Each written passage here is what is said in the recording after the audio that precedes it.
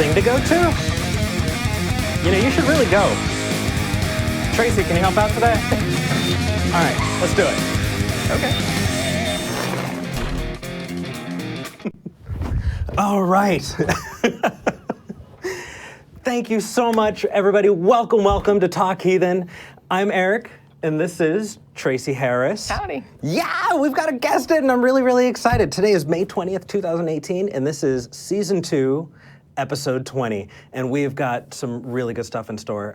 Thank you so much for coming, and thank you, live studio audience, for coming in. It is a rainy day outside, and it is humid and muggy, and people still trekked out here, and we're really excited that you came. Thank you all so much. So, Tracie, I so appreciate you coming in and no being problem. on the air. Yeah. So on the show, I think I've told you before, there's a running rumor that you are my parent. Yeah, that we look alike. Yeah, that I got the hair from somewhere. Yeah. Yeah. I can understand that. Absolutely true. Ethnic look. Let's see. Before we dive into calls, I did have a couple of things to say. So I'm just going to dive into them really quickly. The first is next week, there's going to be a new product coming out of the ACA. It's called Atheist Interviews. If you haven't checked it out, we're going to be putting out information about it. We're really excited about it. So check out Atheist Interviews. I was also on a couple of things this last week.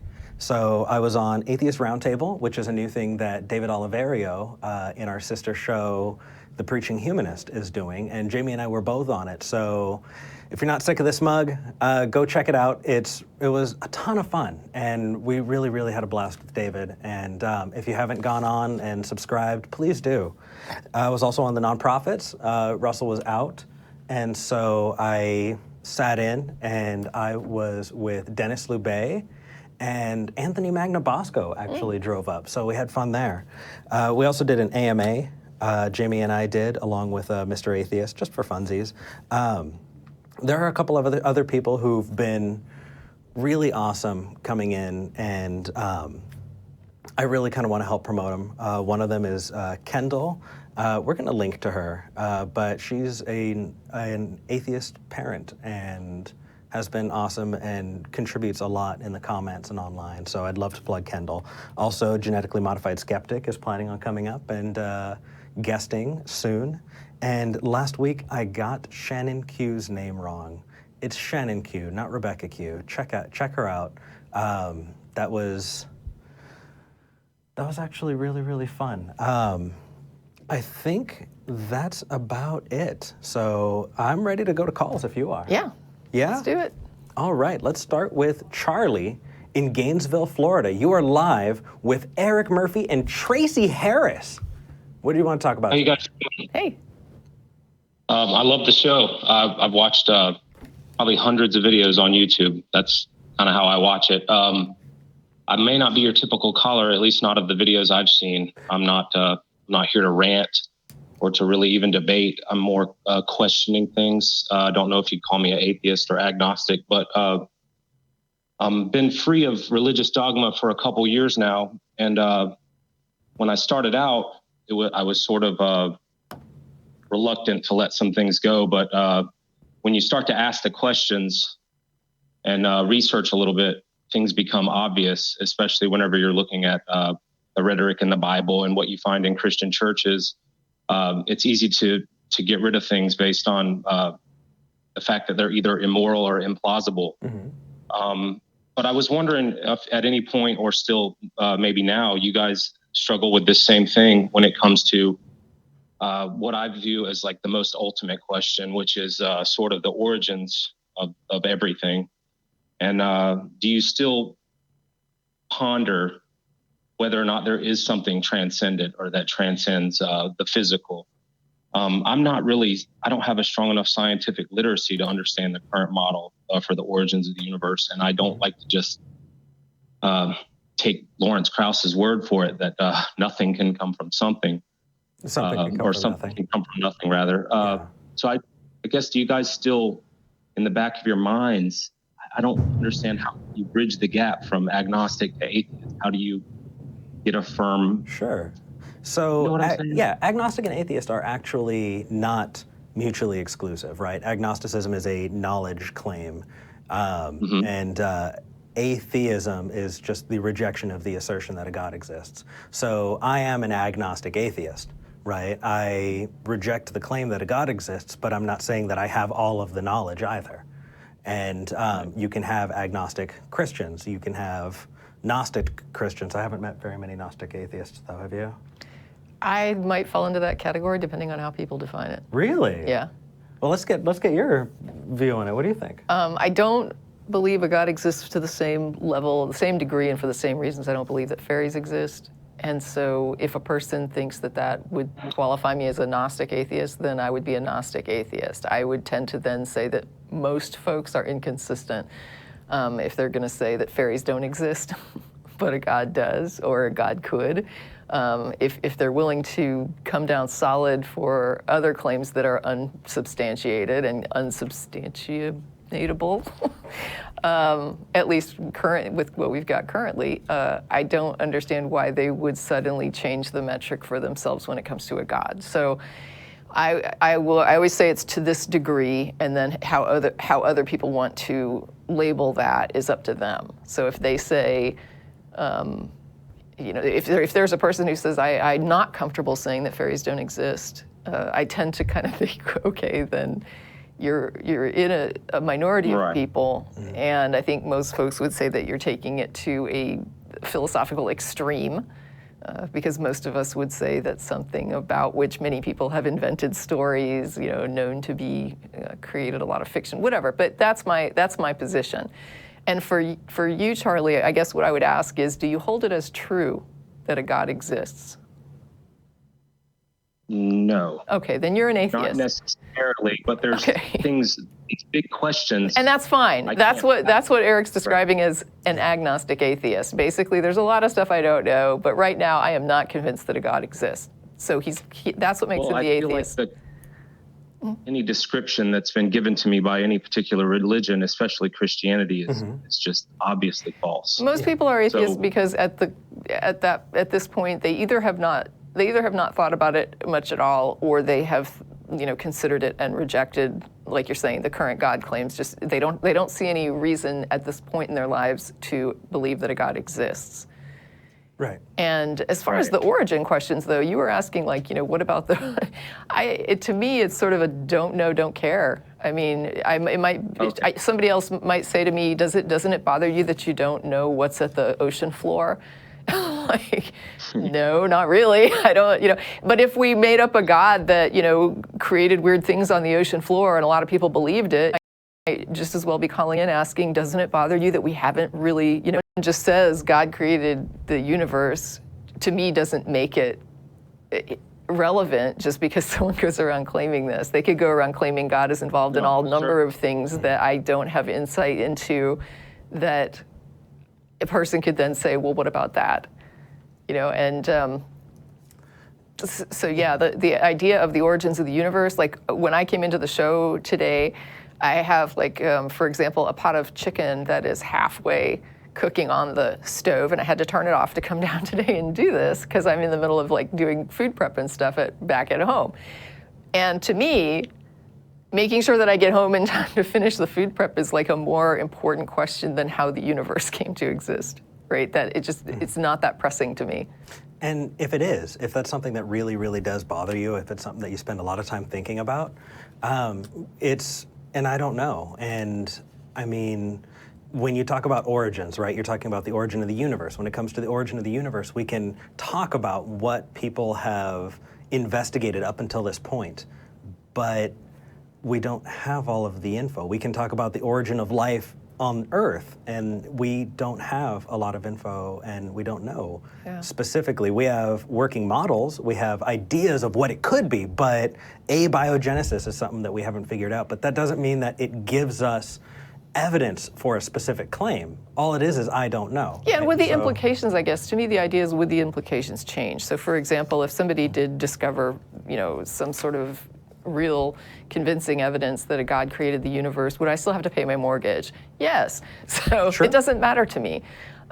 If if there was something else compelling, but right now, like you're saying, all the God claims I'm aware of, there's nothing compelling that would change the way I live my life.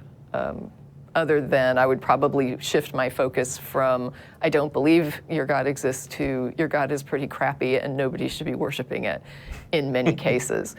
So I certainly wouldn't, it certainly wouldn't change things about how I go about my life. Does that help kind of clarify the position of atheist and where we stand? And I'm kind of interested, where do you stand on it now after kind of talking a bit about it? Probably exactly where he was before. Charlie? Is Charlie there? Did we lose Charlie? I think we might have lost Charlie. Oh, it says he's still on the air. Yeah, no, we're going to move Hello, on in Charlie. 3. Charlie, 2. Oh, bummer. Yeah, well, we had a huge lightning, thunder There was a through. big thunderclap. So I'm kind of nervous to see if any of the lines are going. And it wasn't at any sort of, coincidental nexus in time about what we were talking to. It's too bad, too, because it would have been very funny if I don't believe there is a God. Well, we actually had that when we had Hamish on the line, and he said, the Lord struck down the line. I do want to say thank you, John, and thank you. We had another donation. It is your donations that keep the lights on. The Atheist Community of Austin is a 501c3 nonprofit. If you have the opportunity, please consider hopping on to our website and becoming a member or donating. It's your contributions that keep us here doing what we're doing and promoting and supporting projects in our community. So we're really, really excited about that. Thank you for the donations. You ready to move to the next one? Yep. Let's do it. William in Tacoma, Washington. You're live with Eric and Tracie. How you doing? I'm doing pretty good. How about you guys? Good. I'm so happy to hear your voice. Good. I was worried that we lost the lines again. Oh, gosh, all lines would have been horrible. All right. Yeah, that would have been your guys' first time here. Oh, we've done I it had before. that last week. Yeah. Ah, that sucks. I had that with Matt, actually, in December. Yeah. But what do you want to talk about today? So I had a near-death experience that I would like to share with you guys because I do feel that near-death experience for believers might be one of the most compelling bits of things that they might hear from people who've gone through it themselves. So I just want to. So you're saying that you had a near-death experience and you're not a believer? Yes. Yeah, that's interesting. I mean, I'm up for hearing some of it. If it's really, really long, we're gonna have to, cut things down and hop in. But go right ahead. Well, the crux of it for me is just a lot of people hear a near-death experience and they think it's compelling, but when it's coming from somebody who already believes in the stuff that they're talking about, their brain's going to do some weird things. And I hope that my story helps give as unbiased a perspective on it as possible, because I'll be the first to say that there's some faults in what I'm saying, because I feel like it could be viewed as a circular argument, like, oh, this near-death experience is, not reliable evidence for anything, but I'm using it as evidence to show that. Like, I get where somebody would come from that, but I think people will, get where I'm coming from when I tell it. Okay. So what happened to me is I was throwing up and I wasn't able to keep fluids down or keep any food down for about 2 months. I got that whole situation figured out, but it was a pretty scary time, because at the end of this thing, I was starting to see neurological effects. Sure. Like my hands were shaking uncontrollably. I couldn't remember how to spell words when I was trying to text my friend to help me get some food, when I was finally able to start getting some food down and whatnot. Mm-hmm. All I had in the house was toast and jam, because I didn't know when food was going to spoil on me. I would think fluids would be the biggest concern with a thing like that. Oh, yeah, but I couldn't keep them down. I actually... Well, yeah, that would be my concern. Yeah. I went to an urgent care just to get an IV partway, through this. Like, I knew exactly what I needed. Like, I was hoping to get in and out, and I still had to go through the whole process. And then they only gave me one bag. So that kind of sucked. Yeah. Did you go through any of the classic descriptions that people talk about, seeing a light or a tunnel or out-of-body experience? There wasn't a light or a tunnel. It's just after a certain point, like I said, I started experiencing neurological symptoms, and then that night, everything kind of got super weird.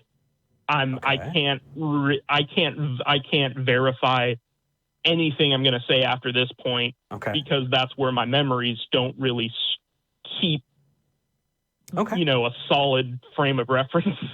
Like, I went to go take a shower before my friend showed up, and I started freaking out in the shower. And not in it was just, it's like I remember some actions, but I don't, it's just weird. So I was kind of rolling around in the, shower. I was just sort of up and kind of pressing myself up against the shower curtain and the walls. And I don't even know why. It was like I was watching a movie about me doing this. It was from a very weird perspective. And that was going on. And then I started hallucinating, and felt that I was in an ambulance. And I was hearing a conversation about, like, how blood donation in the future is, you have to be 37 now because part of your soul is in this blood. Like, it was like a dream state. Yeah. And I remember that conversation distinctly. And as it turns out, I was in an ambulance later that night. But the way I remember it, I was back in my bathroom after the ambulance saying I'm drifting through time. Like, I have weird in and out memories. Wow. But none of it makes any sense to me. So did your heart stop, or what happened? My heart never stopped as far as I know. I just have the most objective account of what was going on is from my friend that called the ambulance when he showed up. And that is, I don't even know for sure if I made it to the shower like I thought I did. Like, I honestly don't. And so he showed up, the door was locked. He was able to, eventually get me to let him into the house, but I don't have any memory of him actually showing up and me seeing him that night. He told me that I was kind of running around in the house back and forth. And that's really weird because, I guess I was just going on fumes at that point, just being freaking crazy. So, but, what you've taken from this, this experience, was there ever a point where you started to attribute your hallucinations to anything divine, or are you kind of taking it and going, I can't really account for this period of time, so I'm not going to assign a truth value to my memories in this spot where I don't try mentally... and assign a truth value to anything that I don't have a distinct, like a solid memory of how it happened. Sure. Because if you try and do that, then you're just trying to put a truth value on. You're trying to push something onto it that you don't actually know the answer to. And for me, when somebody who's a theist, who believes in God, who has all of this, has all these feelings about this supernatural world, that makes a lot of sense why they would see the things that they've always thought would happen in their life in the same situation. I don't doubt that people see stuff like this, but I doubt the explanation. Yeah. Wow. That is really cool. I'm glad that's kind of an exemplar of what we're hoping to be able to talk about, is when you find yourself in a compromised mental state, you're not going to try and say, this is when I'm going to make a pivotal choice in my life about what I know about the universe, right? Because we do have people who call in like that, and it's like, okay, you know that you were compromised in a way that very specifically can undermine your memories. And so I'm glad you're okay, William. Yeah, whatever it was, I'm glad that it resolved. Yeah. And no, it was a really scary time for me, especially because it happened on a Tuesday night, and I didn't start being myself again until Friday. Because in that between time when I was in the hospital, I don't even remember what was going on Wednesday, and I only remember partially of things on Thursday. It's just a huge mess where, like, the doctor at the time, he was talking, to me and trying to get some basic questions out of, me, like, what do you do for a living? And it's like I was doing my best to answer, and I was actually getting angry with myself that I couldn't answer properly because I couldn't remember things. I didn't remember my life very well for a time, like a fugue state, that kind of thing. And I didn't start remembering who I was really until Friday night. And I started having this epiphany about my own life, like who I was, more in depth, real memories about myself. And it was that in between time when your brain's just so messed up that you're not anything somebody would call a soul or anything like that. You know what I mean? You're just kind of there. Yeah. You exist, but you're in an altered state. Sure. So in such a way that there's nothing that you could relate to after the fact. It's a really weird way to put it, but it's the best I can do without, really talking. I really appreciate you calling in, man. I know that we talked earlier this week, and I asked you to call in specifically about this because we've had people call in and share, my near-death experience has really enlightened me. And I think that people getting to see that you exist and people like you exist and that you can genuinely go in and go, you know what, let's really look at this, and then be able to say, I don't know exactly what was going on, but that is the point. I don't know, and I'm not assigning supernatural value to it. So I'm really glad you called in. I'm really glad that you chose to share, that it really is important. Well, something that I do want to add to that real quick before you let me go. So I feel like it's also really important to say, hey, this is a personal experience, and you can think whatever you want about using personal experiences as evidence, but you got to also look at what I'm trying to use this as evidence for myself. I'm just saying, hey, when you're in this state, brain chemistry is messed up, and science can verify that. If you want to use personal experience to say objectively there is a God because of my personal experience, that is something that we can't verify independently, and it affects everyone else and ultimately their place in the world. Agreed. And that those are two different claims from personal experience. And the stakes are way too high to be making that claim.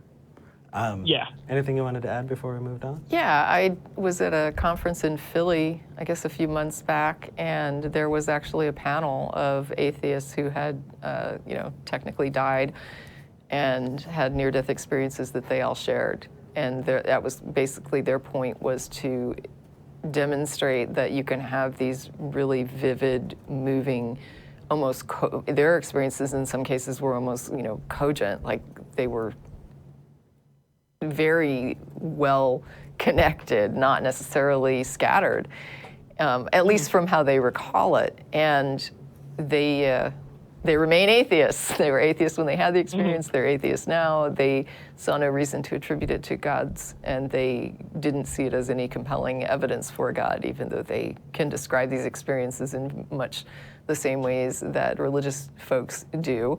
I didn't hear any of them saying that they saw religious imagery, but I wasn't there for the entire session. But what I will say is that those are folks that, went flatlined on a table and believe that they saw a lot of really compelling, vivid things that they recall very vividly to this day, and none of them felt that it had any bearing on whether or not a God exists. Mm-hmm. Cheers. Well, William, thank you so much for calling in. And of course. We'll definitely continue the conversation off air, and I look forward to it. Okay. All right, take care, brother. Yeah, have a good day, guys. Great talking with you, Tracie. I've been a fan for a while. Well, thank you. I like talking to you too, William. Bye. For anybody else who wants to get in touch with us, let's throw some information out. You can call. We have 2 lines open right now, 1-512-686-0279. We have atheists on the line, but if you want to see us talk to theists, or you're a religious person watching, now's your time to call in. We've got a line open for you, and we'd love to talk to you. You can get a hold of us, mail@talkheathen.com. We also put the info up before the show, but I'm just going to go through it really quick. We have a Reddit, reddit.com/r/talkheathen. You can find us on Facebook. I think it's just facebook.com/talkheathen. You can also find me on Instagram @EricTheHeathen, on Twitter @DirtyHeathen. And I'm sure I'm missing other stuff, but that's fine. We'll get there. Yeah, I look forward to hearing from y'all. The next person we're going to get to is Scott in Queensbury, New York. Scott, you're on. You're on with Eric and Tracie. How's it going? Good. How are you both? Good. Well, I'm listening to the thunder outside right now, and every single time I'm like, oh no. So We did see the lights flicker, not in studio, thankfully, but in the audience area, I did see the lights flicker. Yeah, so I'm just really hoping it gets, we can get through and keep the show going. But what did you want to talk to us about today? Well, I actually had thought of one thing on the line, but I'll just stick to what I had originally planned for now. About 3 weeks ago, I think, Eric and Jamie had been talking to someone and brought up the topic of human rights in relation to non-human beings. Mm-hmm. And it's an interesting topic that I've thought of before, actually. So I was wondering if you had had any time to think of it, or if Tracie had any thoughts on the subject before I started talking about my thoughts on it. Well, I'm looking forward to hearing your thoughts on it. I'd like you to start by defining what you describe as a right. I suppose the best way to do it would be in the legal sense. If some non-human entity was petitioning for the right to be recognized as human from a government or something like that. Okay, which non-human entity would be petitioning to be human? Well, in my opinion, it doesn't really matter. Well, it kind of does, because I'm unaware of any non-human entities that would have the wherewithal to petition for such a thing. So I'm wondering what you've got in mind. I mean, are we talking about this in real terms, as it would apply to reality as we know it, or are we talking about this from a hypothetical standpoint? Just a hypothetical. Okay. About 3 weeks ago, if I remember the call right, someone had talked about how octopi, a specific kind of octopus, was observed showing characteristics of sapience and empathy and I have no problem. I'm just saying that if we were going to assign them legal rights in the human societal system, mm-hmm. how would an octopus understand? How would we explain that to the octopus, right? Right. I mean, so, but what he's saying is that we're going to go about this and say, for example, aliens arrive, and they have the capacity to communicate with us and we're assuming that they somehow understand our social constructs and can understand and conform to our mode of governance, and that they share our ideas on governance and all of that, right? That's kind of the hypothetical. More or less. Okay. So, I was thinking more along the lines of what beings would be entitled to rights instead of,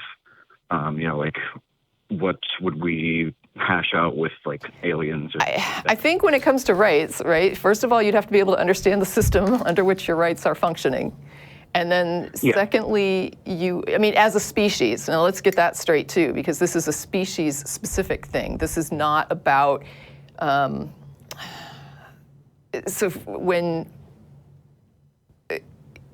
when people sometimes get into this, they'll say, well, there are human beings that are incapable of understanding. It's like, yes, but we apply this as a human con rule. It applies to human beings, and we understand that there are outliers. And yet, but when it comes to, for example, applying it to a turtle, no turtle can understand the construct. It's not like turtles generally can understand the human governance, and there are a few turtles that can't, and so certainly we should include turtles, even though we would have to make concessions for the few turtles on the fringe.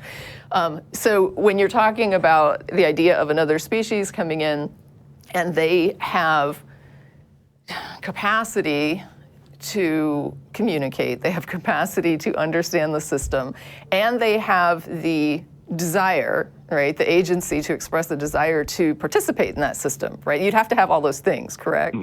Yes. So I would say at a point where their desire is to participate, where they seem to be, I mean, what we're basically describing is like human beings that come from somewhere else, and they might look a little different, but if they can communicate, they can understand the system, they understand rights and obligations, and they're willing to adhere to it, I would be okay extending that and saying, well, then we'll call it whatever kind of rights we want to call it. We would probably have to change it from, it would still be legal rights, right? I mean, I'm a little iffy on the idea of like, quote, human rights. I mean, it's not that I am against it, it's just that it's a little more fuzzy than when you have like legal rights within a legal system that are more constructed in a way that delineates those rights in a clear manner.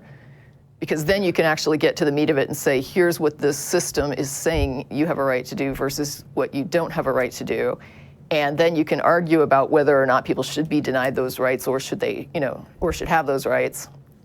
But when you're talking about human rights, it's a little difficult because you're trying to apply broadly rights to many, many people who may in general have some agreement about what should be included in that basket, but not everybody does, and so it gets a lot more fuzzy. That's the only reason I have issues with it, because it's much harder to nail down what your human rights are, because there are many manifestos, and even though there's many similarities, there are also some differences, and it can get a little squirrely.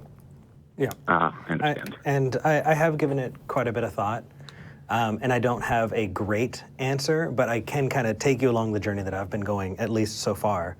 And when we talked about it before, it was kind of in this Kantian sense of rights. And I disagree to an extent about how we apply those rights, about means and ends. And a lot of it has to do with the way I view free will. I think when you talk about application of rights, you're coming from a deontological perspective that I don't agree with entirely, because I don't know if we have free will. So let's say we had an alien species come down and exhibit all of the traits of what we would consider an intelligent, empathetic being that we would want to give rights to, right? How do we apply that? And I really don't know. What would give you the concern? So it's the same concern that goes with the argument in general, even with humans, is how we treat legal system with free will, because people bring up the argument, oh, well, if you don't have free will, people can't be accountable for their actions. No, right, but what he's describing is a group of beings that would be pretty much like we start drilling in Antarctica and we find human beings down there, and they say, hey, we'd like to participate in your system of justice.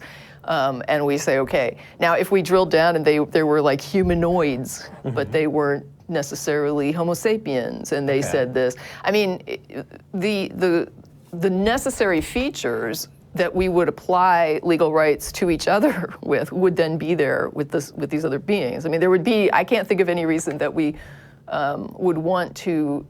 The only reasons that I know that we don't or can't assign rights to things that aren't human is that we have no way to incorporate those things into the legal system, where they would be able to avail themselves of the rights that, all the things it would like. I mean, what are we going to do? Like assign attorneys to oversee every squirrel? It's like you. That was actually in the comments. Yeah, I mean, you, and then what do you do when when a dog attacks a squirrel? Do you put the dog up on murder? How do you? Yeah. What do you do with this? Because it's because that's why I wanted to know, what were you describing as rights? Because some people confuse protections with rights. Protections are not rights. So I have a question for you, Scott. Yes. Are you a vegan? No, I am not, and I anticipated that you would bring that up, but no, that's not where I wanted to direct the conversation. No. I think he's asking you that a little bit facetiously, because when I saw this earlier, I don't know if it was there when Eric looked at it, but when I saw it earlier, they actually had called that out, that he says he's not a vegan. The screeners gave us a little tip there. All right. Well, rock on, man. I appreciate the thought. I'd like to talk a little bit, though, about protections versus rights, though, because I think this confuses a lot of folks, right? So we assign protections to certain things, and people sometimes will say, well, that's a demonstration of rights, and it's not. A protection is not a right. When you have the right, it's an inherent thing to you that is applied to you by virtue of the fact that you are a participant in the culture in our society. And so, like when I was talking about the dog killing the squirrel, if a dog attacks you and tries to kill you, our society will defend you.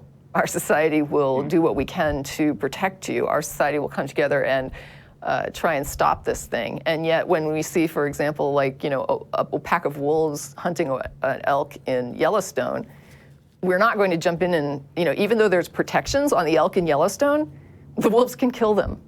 But they can't kill a human being who is camping at the park or traveling through the park.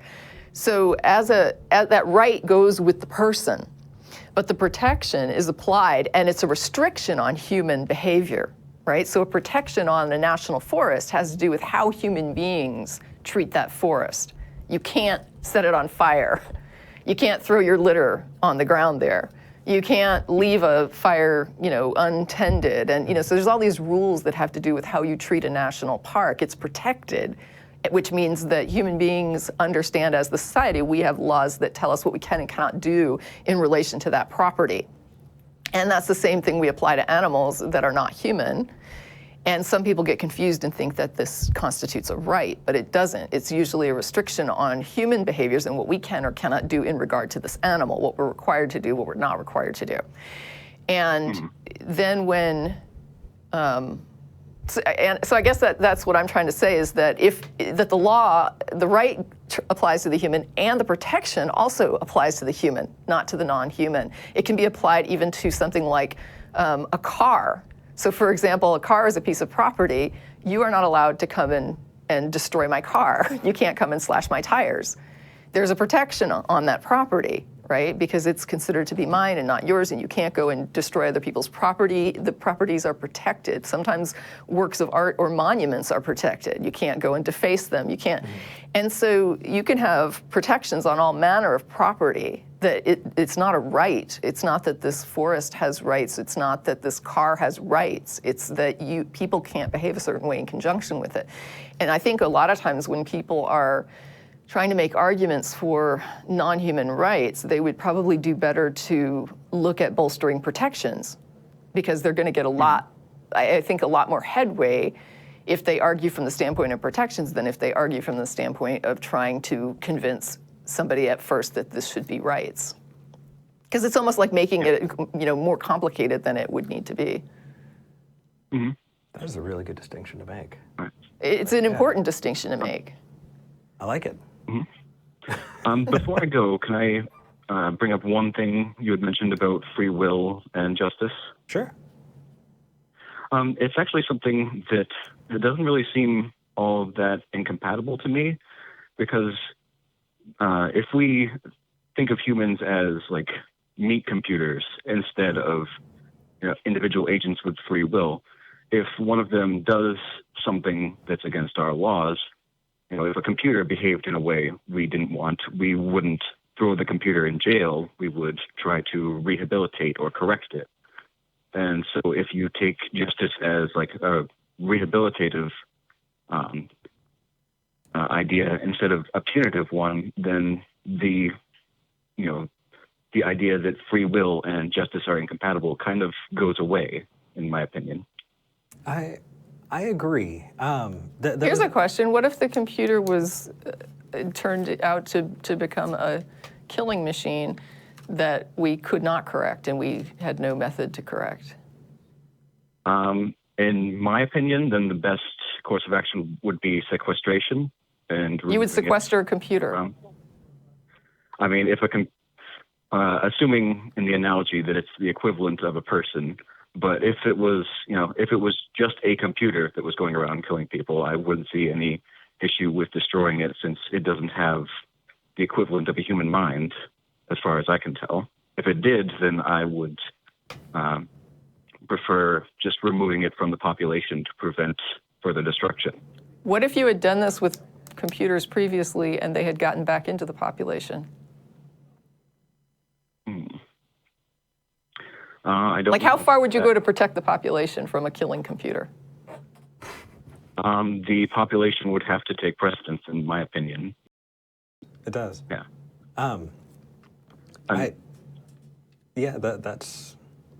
That's fun. I like that. I'd actually like to continue that with a bunch, other people in the Reddit, because that actually seems like a really fun thing that people can dive into. Yeah, I'm all for rehabilitation, by the way. I do support that standard for dealing with people who deviate in ways that harm other people. I would definitely, if there was a magic pill to fix people, I would be all in favor of let's give that pill away, like candy. Yeah. And I would be fine with it. I have no desire to vengefully harm or kill or lock people up or violate them in any sorts of ways. But at the same time, I feel like the primary goal needs to be protection of the society. And the secondary goal is now that we've gotten this person away from society, what do we do with them? But the first question is, how do we stop them from hurting people? Immediately we have to stop them from hurting people, whatever that takes. I'm not in favor of excessive, using excessive means. I would say whatever that takes reasonably to stop them from hurting people. And then after that, my concern turns to them to say, now what can we do for this person? Yeah. And I would imagine for serious attempts at rehabilitation, removing them from the populace would likely be necessary. Oh, sure. I think in most cases it probably would. I mean, some people could be probably, I feel bad because sometimes I feel like people learn a lesson from an infraction. For example, texting and driving, and causing a horrendous amount of harm from that, somebody that causes a horrible accident. And in my mind, I believe that just that experience alone might be sufficient to correct the person's behavior, that knowing that they have to live with that, they might not ever do it again.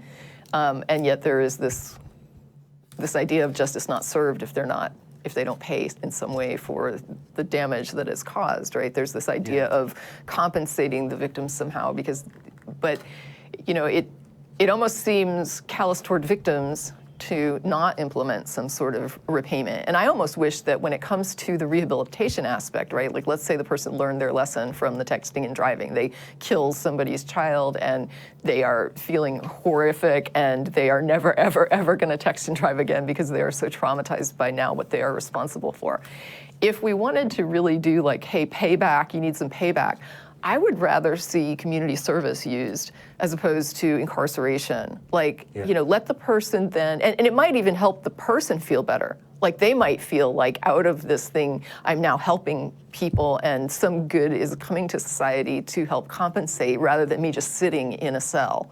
And so the idea that we put them to work doing something productive and something that is helpful, and maybe even depending on the crime, potentially even tied to what they did. Maybe the person could go and tell their story about how they killed people and what that has done to them and how they are wrecked by this, experience, and why it's important to not text and drive, and how they hope no one ever has the same experience that they're having to now live with, knowing that they had killed someone. And something like that, where they're actually helping to correct and improve the situation that they contributed to causing, I think would be preferable to incarcerate. I mean, just me personally. This is how I look at it. I actually kind of agree with you on that. I know people who have been in accidents and they were at fault from texting or something like that, and they've had a boyfriend in the car or family members in the car, best friends, and the accident has caused their loved ones to die. Yeah. And then it's okay, now we're going to punish you. And it's you think that they didn't learn, from the people that they love dying, Yeah, I mean, it's an interesting thing. I have a friend who years and years ago was involved in a drinking and driving accident. He was underage, and nobody was harmed except for him, and he suffered severe brain damage as a result. Took years of rehabilitation to get him back to normal. And I would be, to this day, stunned to ever hear that he took a drink and went into a car. I just don't think he would ever do that again. And when he talks about it, he tells the story and he says, it was just that I would be the only person who would have been that harmed. If I had to absorb the whole, impact of that, I would. And he's like, that's the way it should have worked out. Yeah. Wow. So, I think that people can learn from a traumatic experience. Now, the rough thing is when somebody doesn't, right? Like you see somebody come through that and they're just like, whatever. And that's when you kind of are like, you're going to have to hold me back on this. I'm going to have to wait till I calm down to deal with this case because this person just doesn't care. Yeah. So. Agreed. Hey, Scott, this was a really good call, man. Thank you so much for calling in. Well, thank you for talking to me. You take care, all right, buddy? Yes, you too. All right. Before we move on to the next call, this reminds me of something. I was looking for it, and since there are people watching, maybe you can help. There was a cartoon, a really, really old one, where the premise of it was people putting their cars on trial for getting into accidents. And like a public service type of announcement, or no. It was a cartoon where they were blaming their cars for getting into accidents, and so the judge was sitting there, and the cars were all very guilty. Cars don't kill people. and then it went back in, and you see people driving erratically, and it's the responsibility of the people. And I loved the way that kind of worked because people talk about the ghost in the machine, and I think that was just such a good example of how we treat each other and how we as thinking beings approach things like justice. And if anybody knows what I'm talking about, please, because I've spent months looking for it and I've never found it. I'm pretty sure I got skipped for jury duty for giving an answer about they asked a question, what should the primary purpose of the justice system be? Now, had they asked me what is it, I would have had a different answer. But they gave us choices, and I chose rehabilitation. I was like, that's what it should be. And I think they didn't like that. Yeah, the prosecuting attorney probably was not happy because everyone who answered that got skipped. So I know who we're talking to. I think the live studio audience knows who's coming up as well. Tracie, I would like to introduce you to Juan in Dallas, Texas. Juan, you are live with Eric and Tracie. How are you doing today? Hello. Hey, what's going on? Hey, so what did you want to talk about today? Nothing. You guys asked me to call back, and I said I would, and I want to stick to my word. Oh, I wouldn't be All right. Well, thanks for calling. So Juan had a couple of statements that really kind of intrigued us. From what I remember, you were saying that magic is real, that big pharma has wizards in it, and that Hollywood casts magic spells, and you can tell that because of the root of the words in holly and wood, right? You can tell that because of the effect that it has on people. You can tell what? It has on the. What do you mean? What do you ask? You said you can tell that. You can tell that there's magic, or you can tell that it exists, like Hollywood as a place exists. Well, you could tell that there's magic. How are you defining magic? Magic can be used. No, what is it?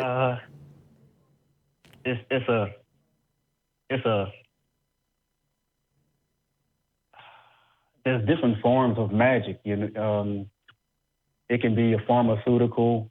Like think about a cartoon, an old witch cartoon. Back in the day, she would have a pot. She would be like in the woods, and she would be throwing things in a pot, and the pot will start smoking, and she'll take a vial and give it to someone, and they'll give that to someone that they're putting a spell on. Okay, but do you think that So you're saying magic is pharmacology? I'm saying that the witch put off the gown and put on a lab coat. Okay, so basically you're saying that, I don't, at least I understand now what you're calling magic, right? So if I give somebody a chemical or some substance that affects their thinking or their physiology in some way, that's how you're defining magic. Magic is a general term for an influence put on someone without them knowing, I believe. But I do know, for example, when I take a Tylenol, that it's going to influence me to have my headache go away, right? It's going to influence me by making the headache stop, right? But you think that you think, see, they're understanding that it's the Tylenol and not the spell. You know, it's like you know, but you don't know that it's a form of magic. You know what I'm saying? So are you? No, I don't understand. I guess what I'm wondering then is, what is the point of taking the chemical, and why is it that whenever I take the chemical, the headache goes away? It's a form of witchcraft. That's what it is.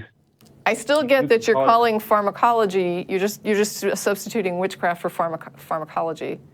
Yeah. Do you put any supernatural elements in this? Like, is this something that is well within the world that we understand, or are you trying to say that there's something not understood, some kind of supernatural element? When you talk about a spell, we're talking about something that in English has meaning. And so if you're going to use that term in a way that none of us have. I don't think it does have meaning, right? It's like somebody says something and then somehow there's something happens, and then somehow it was tied to it happening even though there's no explanation for how it was tied to that happening. I don't understand that at all. And even though we have the word in English, it doesn't really mean anything coherent, because what I just described is incoherent. But we have naturalist explanations for things. So, like let's say, yeah, and that the way I understand. I'm magic, made of chemicals. Right? You give me a chemical, my chemicals change, and that causes a change because the chemistry is changed. And so I get that. Therein is not magic. That's not, there are no, there's nowhere along that process where we say, I am going to do magic, whatever magic would be. So what I'm saying is the word magic carries with it a lot of baggage that we use that would not be applicable in the situation. Right, but part of that baggage is simply accepting that the term has meaning even though it really doesn't, right? And so what I'm trying to say is then what is magic? Well, would you say that pain is physical or spiritual? What is spiritual? Yeah, that I can't say it's spiritual because I don't know what spiritual even means. That's another one I would have to say, what are you defining as spiritual? I mean, you can feel pain, and it's not something that you can really see. Yeah, you can. Or measure. Yeah, you can. Well, you can measure pain. I wouldn't say that, because the one person a tattoo might feel a certain type of way, and another person, it might feel a certain type of way. So yeah, how people process it, like from a subjective standpoint, may have differences. So, for example, and in fact, culturally, we do process pain differently. There are some cultures that process pain in different ways than our culture processes pain in general. And within the culture, there's going to be people that process pain differently, people with different thresholds for certain types. But you can still go into someone's brain and see that certain parts of it are excited or not excited, reacting or not reacting, and know that a person is experiencing, nerve reactions that would be associated with pain. You can travel the signal up your central nervous system to the brain and back. I mean, we are hardwired in that way. So you're kind of throwing the baby out with the bathwater there. But it's irrelevant. I still don't know what spiritual means. Juan? Yeah, I'm here. So it's something. In my personal, not in my personal opinion, but the spiritual world is more realistic than the physical world. Okay, I still don't know what spiritual means. And if you can't even tell us what spiritual is, and you're making a claim about it, that means nothing to us. You need to actually I can't have a it. conversation that I don't understand the terms and how they're being used. Okay, so what's the question? Do you want me to answer? Well, we were first asking about magic, and then you used spiritual to help explain magic, and now I had to backtrack it one step further back and say, what is spiritual? Magic is spiritually understood. Okay, so what is spiritual? Which then backs us up one more step. Okay, so now we need to come up with a definition for spiritual, because I don't know what that means. Spiritual is really hard to give a definition to someone who doesn't believe that it exists. Well, how could I? I don't know if I believe it or not, because I don't know how you're using the term. I don't know what it is. I'd have to know what it is first before I could make a decision about whether or not I agree it exists. And can we do that in other parts of the world? Man, can we do that in other parts of our lives? Oh, you don't know a car exists, and because you don't own a car, or you can see things in everyday life, right? I don't need to convince you that books are a thing because I can just show you a book. Well, the thing is, people right? people use different definitions for spiritual. And if somebody defines it in a way, there are some people that define it in a way that for me it just means social, like a social creature or engaging in social activity. And in that case, I would say I don't call it that spiritual, but I understand what they're describing, and I do agree that it exists. And so for you, when you're using the term spiritual, I'm asking you, how are you defining that term? What she said. Yeah. Well,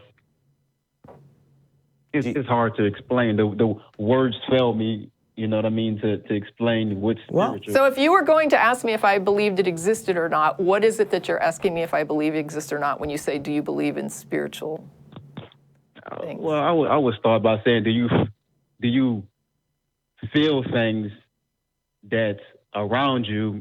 Do you feel things, or do you just? Of course I feel things. And if we're saying that spiritual means feelings, or either emotional or physical, I would say correct. Yeah, I agree that exists. People feel things, for sure. I would say the emotional is a spiritual aspect. Yeah. You could say that it's almost emotional, but a little bit deeper than that. But we'll stick with emotional. Okay. Yes, I agree that people have emotions and that they have emotional experiences. Okay, what do you think emotions are? Like when it comes down to not what do you think, how do you define emotions when it comes to not the chemical aspect of it? When it comes to not the chemical aspect of it. I mean, if you're asking me subjectively what the experience is, like how I process emotions when that chemistry is happening, I guess that would be, I don't know if that's what you're asking or not, but for example, for me, as somebody that studied interpersonal communication, I would say that an emotion is feedback from your brain in response to a perceived stimulus, which may or may not be appropriate to the situation. So for example, if I believe, I give the example a lot of times of a dark alley. So you're going down a dark alley, you're taking a shortcut, and as you're heading trying to go to your car, you start heading toward a dumpster and you see a crouching shadow behind the dumpster and you start to become afraid, right? So your brain basically says, there's a person crouching or something crouching behind that dumpster, and you're in a dark, pinned-in alleyway, and you have to go past that thing to exit. And now I'm thinking maybe it wasn't such a good idea to take the shortcut through the alleyway to get to the parking lot. And I'm so scared, but I'm walking and I'm telling myself, this isn't what I'm seeing. Maybe should I go back? Should I, I'm getting, and the fear and the anxiety, the adrenaline is starting to pump, all those chemicals that go into causing my brain to start to prepare for fight or flight or freeze.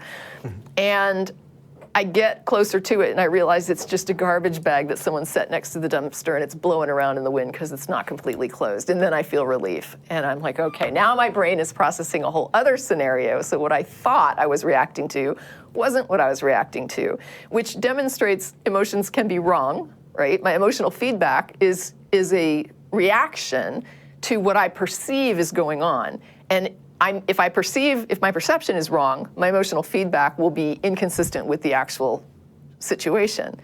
And so from a communication standpoint, which is part of what my studies included, this would be the intrapersonal model of what emotional feedback represents. It's a communication with the self in an attempt to prepare you for a situation that you believe that you're in, whether you're actually in that situation or not. Does that make sense?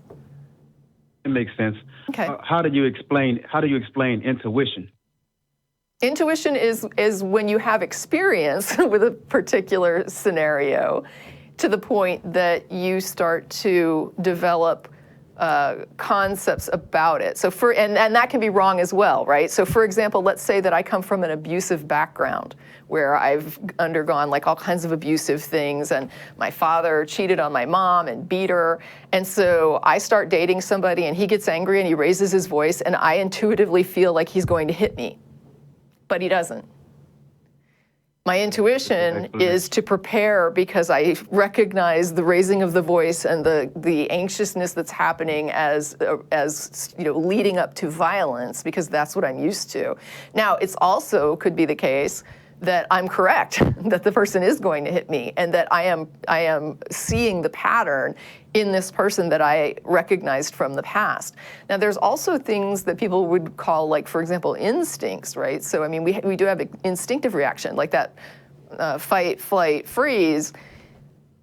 I don't know how much of that is taught or comes with the package, you know what I mean? Yeah. When you're born, I do think that there are some things that are human, innately human, that kind of come with that as part of our biology, and that then our experiences sort of go into molding that, would be my thinking. And again, I have to ask, does that make sense? And makes sense. And I think underpinning that is that biological aspect is, if we were to lobotomize Tracie, other than the world being a much sadder place, you could remove her ability to access that memory, and so that intuition would not be there. We have a lot of examples of people who've had brain injuries, and those same things aren't there anymore. And also on top of that, there are chemical interactions that directly impact that. I've talked about on the show having depression. You bring up a good point in that there are people who, for example, are experiencing trauma, right? Mm-hmm. Like they'll have a post-traumatic stress disorder, they'll have reactions to particular stressful triggers. And so you have ways to treat those people so that they don't have an intuitive reaction. They hear a bang and they don't first think it's a gun. Get under the table, yeah. Right, so there are ways that you can adjust your intuition and adjust your reactions. Like a person, for example, who might be fearful of an attack could go and take self-defense courses and what do they call that? Or like martial arts, I guess. Oh, yeah. And you could become more comfortable with the idea of getting into like a physical confrontation with somebody and not be so fearful. So you can alter those things by going in and just simply practicing particular techniques to change them. And not just that, but there are pharmacological things. I was going to say I fight. It's something that I'm open about, and I'm happy to talk about it, but I am medicated for my depression, and that helps, right? And so you have something that truly does directly affect my emotional ability to operate in the world. So when you ask about what is not chemical, well, we're talking about biology and we're talking about chemicals, and we're still saying that these are important things that are true and real and have impacts in our lives. But none of those things that we just described, there's no extra element. So if you're trying to isolate an extra element, what we're saying is this is what we've got, but we don't have that extra that I think you're asking about. Is that what you were trying to get at? Is there's something more to it? Yeah, that is what I was trying to ask. And you guys actually explained that in a scientific way awesome. So that's not much I can really say. Oh, thank you. Cool. Yeah, that makes me feel good. Thank you, Juan. Take that, people in the comments who said that we shouldn't. Yeah. Is there anything else you wanted to talk about today before we moved on to the next caller? There is not. No. Well, I'm really glad you called today, Juan. This is my first interaction with Juan, and I think it was very positive. So right. Thank you for calling. Definitely, when you're looking at things, what we described, what we were talking about, we weren't just taking it that there was something additional. We were looking at and observing what we know and going up until that point. When you hit a place where you say, I don't know, the best thing you can do is say, I don't know, because you're giving yourself permission to explore and learn and find out. And if you say, I'm going to fill in the gap with magic, miracles, spells, or whatever, you are greatly limiting your ability to get to a conclusion. You know what? I actually tried to continue off the point of last week, but it's very difficult when we're on in that train of mind or conversation. So it didn't work out too perfectly, and it's not really something that can be explained so easily. You know what I mean? So I guess you guys' explanation, how you explain the things, are pretty awesome. So. Oh, thank you. Thank you. And we encourage you to take that. You know, we've talked about epistemology. I talked to you about epistemology briefly last week. And it is your toolbox for deciphering the world around you. And I encourage you to do that in other parts of your life, because you will find that the world is not less amazing. We live in an incredible world. And the more we learn about it, the more we can ask other questions and grow. Yeah, and I think sometimes people think I'm playing a semantic game when I say things like, can you explain this, or what do you mean by this?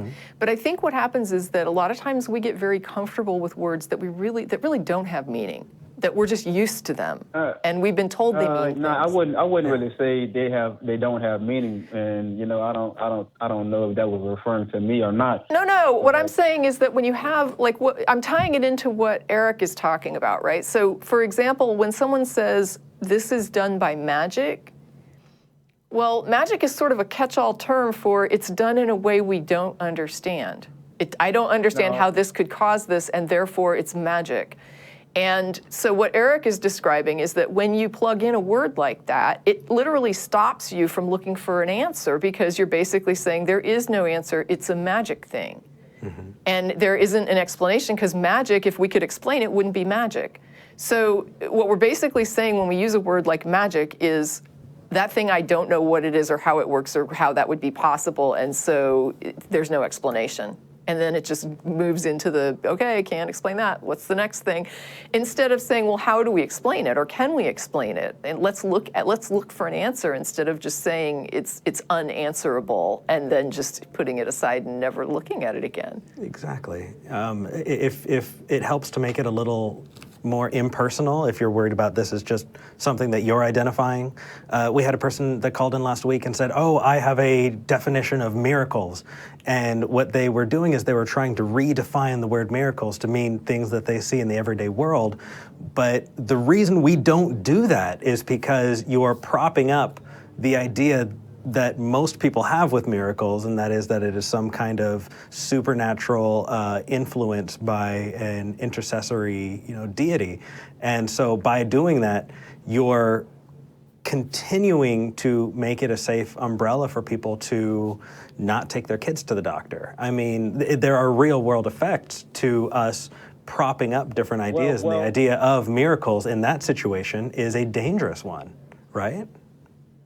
I wouldn't say that. Because, no, because today with today's pharmaceutical industry, there's always side effects of everything that's taken. So you can go to the hospital with one. You can go to the pub with one ailment and leave with several other. So I would recommend prayer instead of or not really prayer, but following the commandments. Because sin is the cause to a lot of ailments nowadays. But no. And let's save that one for next time. That could be the next nice call. Can of worms that you just opened. Sickness. That could be a whole other hour. Juan, I hope you enjoyed your call, and we'll definitely hop into that. But I very much disagree, and we can always talk later about it. Okay, buddy? Yeah. Okay. All right. Take care, brother. You guys have a good Sunday. Thank you. You too. Thanks a lot. Right. I think my first question would be something like infant illnesses, born with an illness, born with a defect. I keep bringing up the same article, but it keeps popping into my mind as. But there's original sin, and that could be where he's headed with it. I don't care. Babies die. Babies die. People see their children suffer. Some people would have an issue, with saying that, because he's talking about following the commandments. And so my assumption was that he's talking about behaviors, like sinful behaviors that result in illness. Because otherwise, you wouldn't expect someone who was just born to be following commandments, right? So when he was kind of segued into that was kind of where I went. And then I thought, but there's the original sin doctrine, and then the person would be kind of backtracking it into that. But the reason I didn't go to original sin immediately was because he was talking about leading a particular life that would result in sin, resulting in illness. That makes more that's why sense. my question would be, how do you explain infant illness? Well, You know? I mean, But that can I'm be thinking reserved. back. I'm thinking back through the commandments, and I'm like, okay, I am the Lord thy God. That really doesn't have to do with being sick. Thou shalt not covet thy neighbor's wife. You know, there's no, wash your ass commandment. Like that would help. You know, there are no commandments against general cleanliness or against. It just doesn't fit that way, but we'll get there. We're talking about him off air, and I'd rather. Yeah, but he can hear that. They help him brainstorm for next week or whenever. Definitely. So I'm going to move on to Kevin in Pensacola, Florida. You are live with Eric and Tracie. How are you doing today? Hello. I'm good. How are you? Good. Really well, really well. What do you want to talk about? Nice talking to you. I have a separation of church and state concern, and I just wanted to call and see if you guys had an opinion. I tried kind of running it by Mr. Atheist on his live stream a couple days ago. Mm-hmm. You were there, but you were a little bit incapacitated, I think. So Anyhow. Mr. Atheist was at 492 subscribers. Okay. And so I had access to Jamie's liquor, and I said, I'll take a shot for every subscriber he gets up to 500. 500 shots. No, 8 shots. 8 shots. No. Not a shot. I did that with Deadwood. I said, I'm taking a shot every time they take a shot. And that Did you? was painful, but I did it. Yeah, I feel like I might have made an ass out of myself, but it was fun. So please re-enlighten me, because I probably have no idea. Okay, sure. Yeah, my United States representative, he has a constituency email list that I've joined, because I like to keep up with information about what he's doing, what bills are in front of him, or what legislation he's trying to introduce or whatever. And on Easter, he sent out an email that was completely 100% religious in nature. It was completely Christian. And it was via the constituency email list. And I kind of felt a little bit weird about that. And since then, he's also sent out another one that was, again, 100% religious. And it's he's showing pictures of the cross and, praising Jesus and all that. And first of all, I think he's completely entitled to his religious beliefs, just like everybody else in this country. But my concern is that as U.S. representative, and not even at the state level, we're talking at the federal level, he is communicating with his constituency, in a way that shows, gross favoritism towards one religion. And I don't know, I guess what I'm trying to, get at is, I don't know if I'm overreacting to it, because I feel pretty offended by it. I don't think it's correct. Right. But I don't feel like it's, I've tried to call him and talk to him about it. He won't take my call about it. I've talked to people at his office. And he hasn't responded. I've sent him emails as well, and the emails that he sends back are just canned, thank you for your concern kind of emails. No, fuck off. With no specifics. Right, yeah. Exactly. Yeah. Kind of a thanks for contributing, citizen. Now go away. Right, exactly. So now, I'm just wondering, do you guys have an opinion about whether or not that would be inappropriate? Again, it's through a communication channel that I felt should be reserved for, U.S. House of Representatives business. Mm-hmm. Yeah, I think if you're asking, is he violating the law? I doubt it. He's being unprofessional, and you're right. It's like just, reeks of particular divisiveness. But I'm sure he knows who's voting for him. Or I think you said it was him, right? Yeah. And unfortunately, we have prayers that open up meetings, and we also, I mean, for government meetings, and there are people that are always expressing, oh, our prayers go out to whoever. And I really liked the way, certain representatives handle it when they talk about, people of all faiths or people of no faith. I really appreciated, that commentary and things like that. I wish that all people that are in positions of civil service where they represent many people and they are there to serve all of the people in their constituency would understand that better and stop dividing people along lines like that, like along racial lines or gender lines or religious lines. It's really unnecessary, except that it panders to a particular base.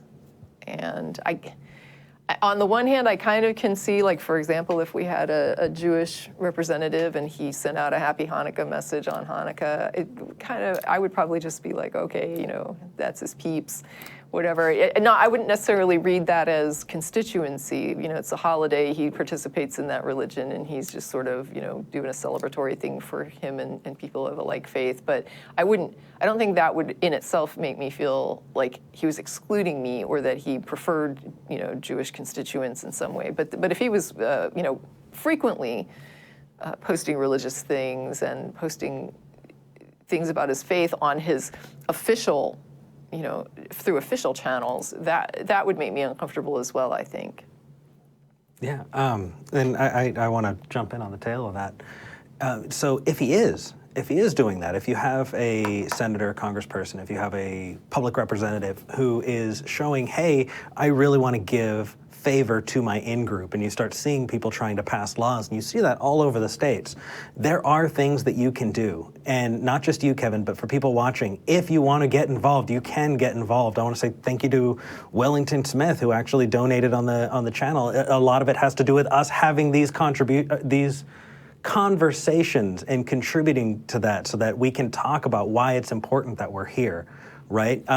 If you want to donate to some other than the ACA, but donate to the ACA. But if you want to get more involved, I was actually talking to Jeff Blackwell with American Atheists, who was right here in Texas helping file a suit for a religious doctrine getting imposed in a school district in Houston, right? We have that organization. If you like that, if you see that, check out the article and donate to American Atheists. Freedom from Religion Foundation does this shit all the time, right? They have a monthly newsletter, and they have like a black collar crime blotter where they actually talk about and keep up on pastors and priests and things like that who have committed crimes, and you hold those people to account, right? We can do this. We can talk about it, and we can get involved.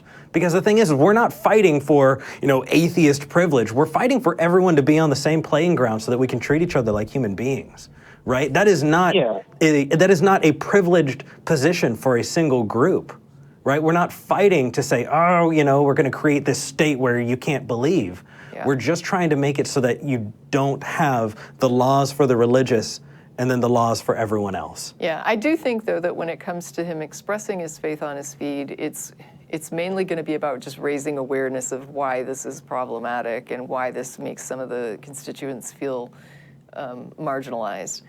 And that message would be as much for him as for other constituents, right? To just make sure that everybody in that constituency understands that, hey, there's other people out here and we feel very left out, marginalized, like we're not quite, making the grade whenever he tweets these things pervasively. And until he's actually taking some sort of action to show, really legislative favoritism toward a particular religion, I don't know that he's run afoul of church-state separation laws or rules, but beyond that, you can still be behaving unprofessionally and in ways that are not helpful to unity in your region that you represent. And I think that it's fair to call him out on that, and it's fair to help make other people aware of that. And if there's other non-believers in your area, maybe they could join that list and they could make their voices heard on that list and rebut these things when he posts them and kind of say, hey, wait a minute, what about me? What about your non-believers in your constituency? What about us? Well, and it's not even just non-believers. Non-Christians. Yeah, non-Christians. Or non-evangelicals, or Yeah. non-Protestants, or whatever, depending on his particular brand of religion. Because I guarantee you, if you go to a Baha'i church, they're probably not going to agree with that either, because they're not included in that. Go to a UU. There are lots of people here that we may not believe in all of the same things, but we have a common goal here. It's the separation of religion and government. And that's something that we at the ACA are really, really behind. And so if you need that bullhorn, we're here. Bring it up, talk about it, call in, get it out there. And for everybody watching, support it. I have a couple things I want to respond to. What's First, it's not a two-way communication channel. So it's not like I can post back to his email list and say, hey. Okay, so it's not like so this isn't like a Twitter or something. No. Okay. It's an email. Does he have a Twitter? One way. I actually don't know if he has Twitter or not. I never use it. A lot of the representatives do. And what you might do is be like, hey, I just got your newsletter. I subscribe to your newsletter because I'm a constituent and I really care about what happens in this district. And I happen to notice that you keep adding these religious things all the time. And I just want you to be aware that you represent some folks who aren't religious. Or not your brand. Right. Or Muslim or Buddhist or that there's a lot of whatever. different people that you don't ever recognize. I notice you recognize one group all the time. Yeah. Now the other thing is I have actually asked the FFRF about this issue. I emailed them and I never got a response back. Oh man, you are like just batting nothing, right? Like nobody's responding to you. We're responding to you. You are, and I appreciate it. Thank you very much. Sure. I guess that's all. I mean, unless you have any other thoughts. No, I think I got fired up a little bit there. Yeah, I think raise awareness about the things that seem inappropriate, and feel free to pull in larger legal guns for things where it seems like somebody's actually breaking the law. And that's what they're there for. Yeah. I will check out whether or not he's got a Twitter feed and see if I can. Call him out in public and get other people. Like if you have an atheist group in your area or a secular group in your area, or anything like that, kind of see if anybody else will help you out with that. Definitely. Yeah, there is, but they actually meet at a church. Hey, we have some of our stuff at a church. We do? We do. Our back cruise pre-lecture is often at the Unitarian Oh, that's church. right. So yeah, I mean, it's interesting. They apparently are atheist-friendly church. Right. Anyhow, thanks for taking my call. Sure. Absolutely. Thank you for calling in. Thank you for waiting for so long. We have a few more people, and we're going to get to them. But you take care, all right, Kevin? All right. Thanks, you too. All right. That was nice. I like that. Except he's got a kind of obnoxious rep. But it's empowering when you talk about there's so many people out there who I get emails and I get messages of people who feel like they're the only ones. I was talking to someone who lives in such a small town, literally everyone in your town, and it's very easy to feel like you're the only one. And the fact is you're not. You have community, and you're not the only person who has to take on this huge thing by yourself, right? We can help. That's what we're here for. That's what FFRF is here for. That's what Recovering from Religion, American Atheists. That's what the ACA, the atheist community. Yes, it's the atheist community of Austin, but you belong here too. And we're happy. We're happy that we get to keep doing it, so thank you. I'm ready to move on. I want to bring up Colonel Phil. I love Colonel Phil, just so you know. Colonel Phil does... actually a colonel? He's not, but he has the Colonel from Kentucky Fried Chicken as his avatar. And he is the animator for all of the different animations you see. The live show, we had an animation. Probably better. And actually, Tracie, let's just get to talking to you. How you doing today? Hello. Oh, how the hell are you? We're doing good. The electricity has stayed on, so I'm really excited about that. That's always a plus. Yeah. What do you want to talk about today? I died about 7 years ago on September 11th. I had dehydrated myself, and my heart said, "Up yours, pal."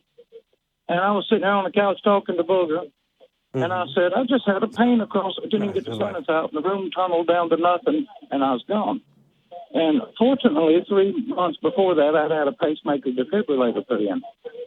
And later, I didn't know this at the time, but later they told me that I was out for 8 seconds, which is not a very long time unless you're riding a bull.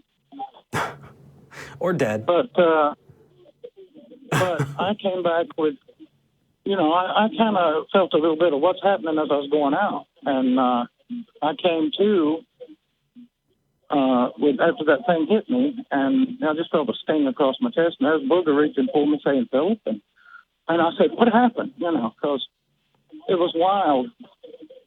And I was charged up physically for a couple of months after that, felt better. Of course, it faded. Hey, Phil? But I had convinced myself, or my brain had, and I studied this. After that, I studied this before I ran into you guys about what the brain can do. Yeah. And there was no Jesus. There was no bright light. It was all gray, but it was as if I knew everything. Hey, Phil. Was more than I'd be able to hold. Phil, hold on just a second. Do you have a TV on in the background, or do you have the stream going on? Yeah, I told her to mute it, but she wanted to hear it. Booger, I got to mute you. Okay. Thank you. Okay, sorry, it was hard to focus there. Go on, please. That's okay.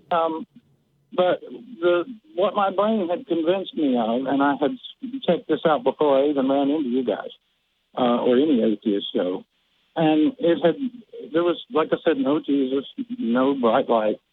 It was just grayness that I seemed to recall, but it was as if I knew everything, where everything started, where it ended, and I know it was just my brain panicking now. Even though it was not an extreme trauma, it was still a little confusing as I was going out. But once I figured all that out, and I didn't have any problem with there being nothing so much as, I think a lot of people are afraid of that because, for one thing, they've been either indoctrinated or convinced themselves there's something after this and that makes them feel better.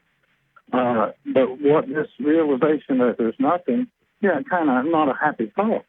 But it made me focus on life now. And, I could be here 5 more years. I could be here 5 more minutes. But every second of it, I'm loving, whether I'm physically in pain or not. That hinders it a little bit. You can, your mind can do a whole lot of pain management if you know how to use it. But I don't have the fear. And yes, by the way, I want to say I am a colonel. Oh, you are? Yeah, by way of old Civil War tradition, they only let auctioneers be colonels, and I was an auctioneer when I got out of high school. I became an auctioneer. And I'm honorarily. Okay. But, and that's not Colonel Sanders on my avatar. That's me. I drew that. And I have 14 herbs and spices, by the way. He only has 11. I think he's an underachiever. Look, I've seen you. You look like Santa. All right? Well, that's how I look now. I'm off camera. Fair. I pull this thing off and I'm down to goatee, mustache, and slick back hair. So it's fair enough. What I can do when you can't prove it. Well, the fact that you're using that time to contribute, sending in your animations and all of that is amazing. I didn't know that you actually died, so your heart was done for 8 seconds. Yeah, they said I was dead for 8 seconds, and then clear, and I was back. And it was cool actually. It was as peaceful a thing as I've ever known. I just laid right back, and Booger said as she was getting up to come over to me, my chest rose up and went back down. That she was just reaching me when I sat up and said, "What up?" Scared her to death. Oh yeah. She'd be dead, but scared her pretty bad. And here I was going, "What happened?" Well, my eyes closed, just asking all these questions, and she's sitting there trying to breathe, Yeah. Well. But I figured it all out before, and something happened I wanted to talk to you about that I experienced after that. I began to purge all the theistic stuff in me, the Christianity began to purge out of me in an odd way. I wrote 6 gospel songs, 2 of which they liked well enough people bought them, and I wrote 2 short stories, were Christian fiction. And I got all that stuff out of me. And I don't know why it came out that way, but there it was, and it was gone, and it was good to have it out. And I guess it just been laying in there somewhere in my brain. You get old, everything goes to sleep half the time. Well, we're very appreciative that you're still here. Thank you. I'm loving it. Every minute of it. And that was like almost 7 years ago this September. So I've had 7 years of saying, wow, what a great time to be alive, for one thing, and cosmic lottery for another, and modern science keeping me here. Yay. And they discovered that thing by accident. Magic. The pacemaker was accident. It's not the pacemaker, it's the spell on the pacemaker. Oh, that's Facebook. Tracie, I have admired you since you said that you would stop a pedophile, and that made you better than God. I've been admiring everything you say since. Oh, thank you. And I just stumbled across that, too. Okay. All right, Phil. Well, I just wanted to say that it's nothing to be afraid of.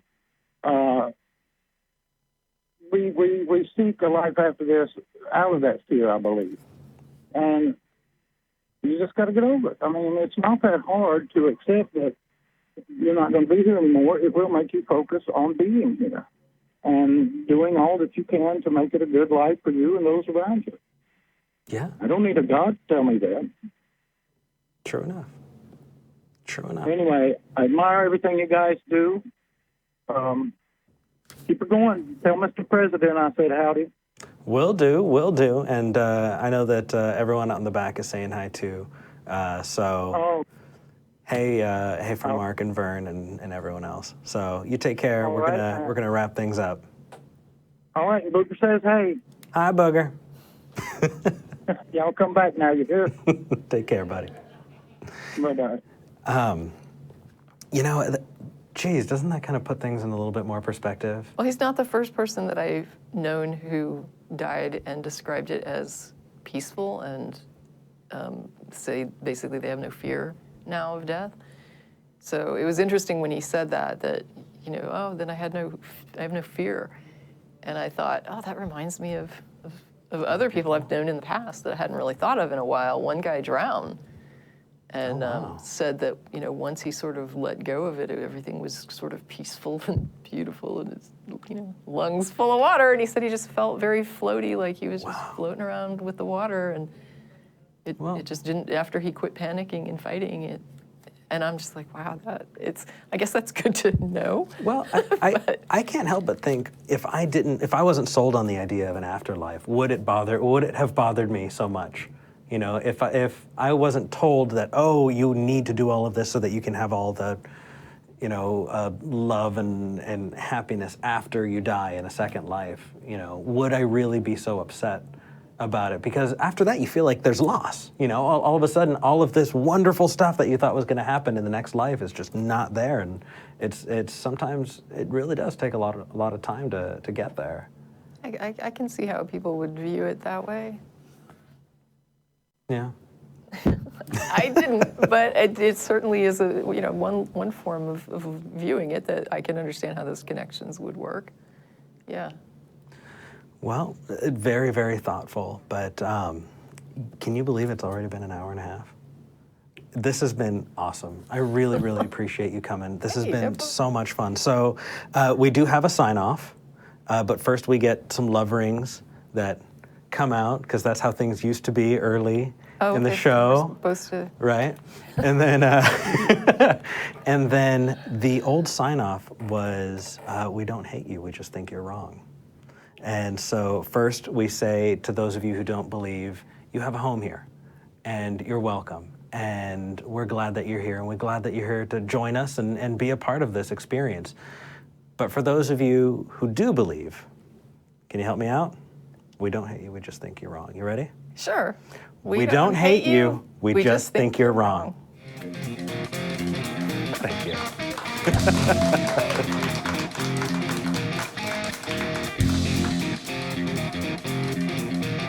Yeah. Okay.